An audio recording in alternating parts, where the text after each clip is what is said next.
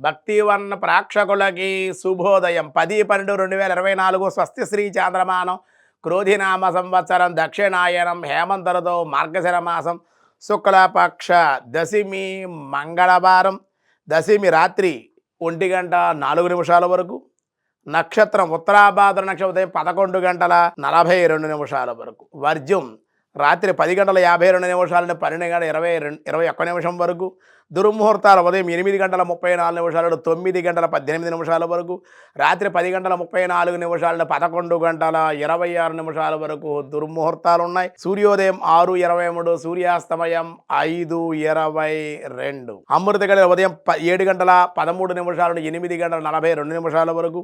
రాహుకాలం మధ్యాహ్నం 3 గంటల నుండి 4:30 వరకు రాహుకాలం. శుభ సమయం ఉదయం 8 గంటల నుండి 8:30 ఉదయ శుభకాలం. సాయంకాలం 4:30 నుండి 5:15 వరకు సాయంకాల శుభ సమయం. వృతిపాత్ర యోగం రాత్రి 8:58, తైతుల కరణం మధ్యాహ్నం 2:14, ఘరంజి రాత్రి 1:04. అలాగే ఈరోజు దశమి మంగళవారం కావడం సాధారణమైన వ్యవహారాలకు అనుకూలం. రేపు ఏకాదశి కాబట్టి రేపే గీతా జయంతి. శ్రీకృష్ణుడు ముఖత భగవద్గీత వెలువడింది కాబట్టి రేపే గీతా జయంతి.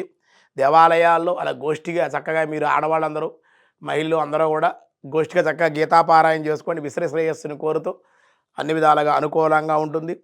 దినారంభ చక్రాన్ని బట్టి ద్వాదశ రాశుల వాళ్ళకి ఈరోజు ఎలా ఉందో చూద్దాం. ముందుగా మేషరాశి వారికి మిశ్రమంగా పనులు వ్యయంతో పూర్తవుతాయి. అలాగే ధైర్యం లేకపోవడం, అలాగే భగవద్ దర్శనం దేవాలయ దర్శనం చేసుకోవాలి. పనుల్లో కొంచెం ఆలస్యమయ్యే అవకాశాలు ఉన్నాయి. వృషభ రాశి ఈరోజు అనుకూలం. ఇతరుల సహాయాలతో కొన్ని పనులు పూర్తి.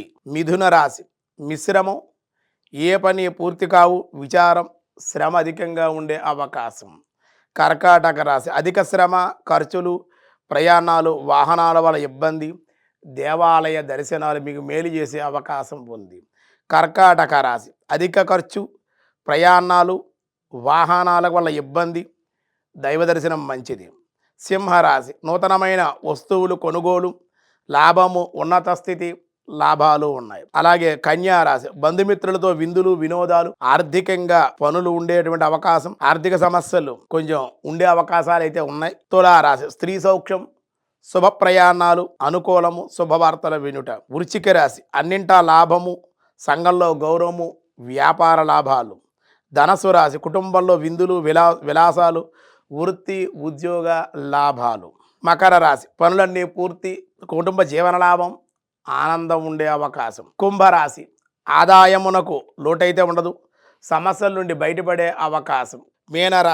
మీనరాశి వారికి భూ సంబంధిత వ్యవహార లాభాలు, దూర ప్రాంత ప్రయాణాలు, శ్రమ అధికంగా ఉండే అవకాశం. విష్ణు సహస్రనామాల్లో ఈరోజు ఏం చెబుతున్నారో చూద్దాం. వ్యాసాయ విష్ణు రూపాయ వ్యాస రూపాయ విష్ణవే వాం వృషభాయ నమః.